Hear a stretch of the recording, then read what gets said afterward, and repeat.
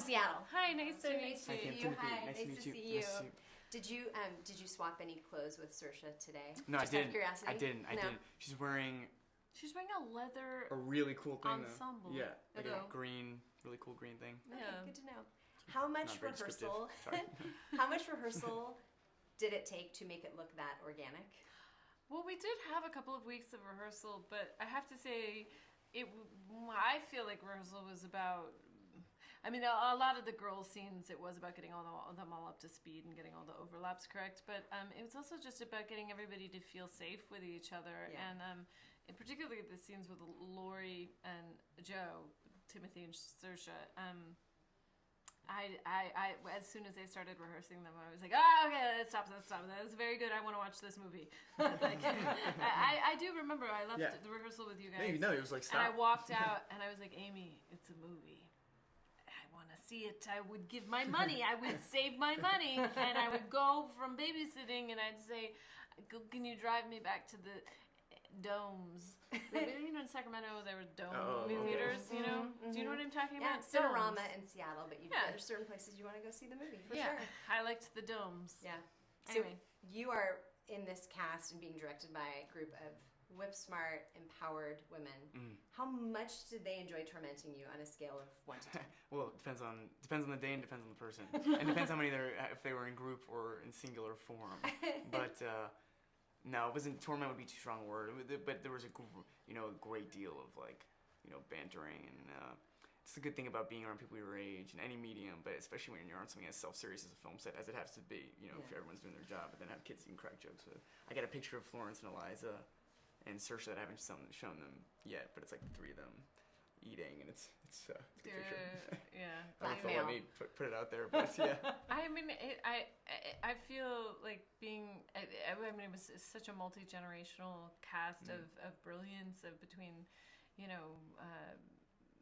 Meryl Streep and Chris Cooper and Bob Odenkirk and Jane Houdyshell and Tracy Letts, and then I feel so proud of these kids who are so talented and so committed and so I love film and I love theater and because these are the next generation of actors, I feel like we're in good hands. They really care about it and they're really gonna try to do great work and stretch themselves, and I think it's very inspiring for me to be around because I want it to be a medium that continues. Yeah. Okay, we're wrapped, but my daughter's 11. Should she read the book first?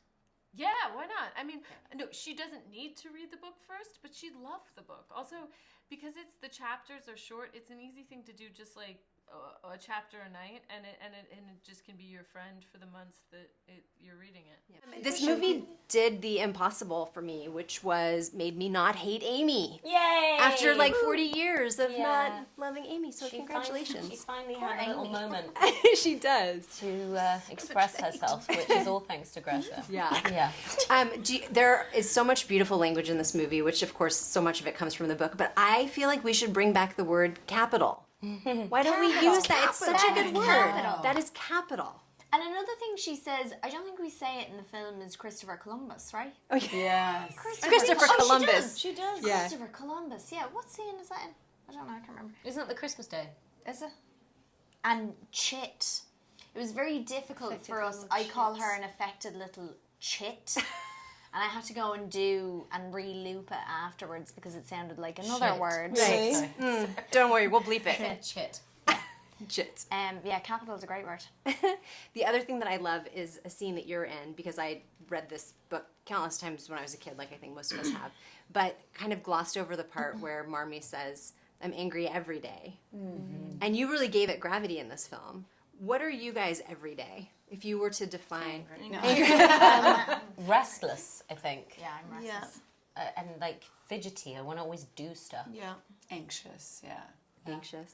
Bring positive and negative anxiety towards things, wanting to make a difference or just being paralyzed by the world. Totally. It's hard not to be. Yeah. But I think we all have that in common though. We're all go-getters. And playful. Yeah. Yeah. I find I'm that though. I'm very fidgety, and I've only like physically, and it comes from the energy as well of like, it's a weird like kind of juxtaposition thing that you get when you're an actor, where you're like, if you kind of want to break from it if you've been doing it a lot, but then once you have the break, you're like, oh God, I have nothing else to do. So you're sort of always in this limbo, you know? Yeah. Can you guys also just talk about, I mean, for me to be here in this space feels amazing. If anyone's ever been into the Transcendentalists or Louisa May Alcott, you got to come here. How did that impact your performances being in the place where this happened?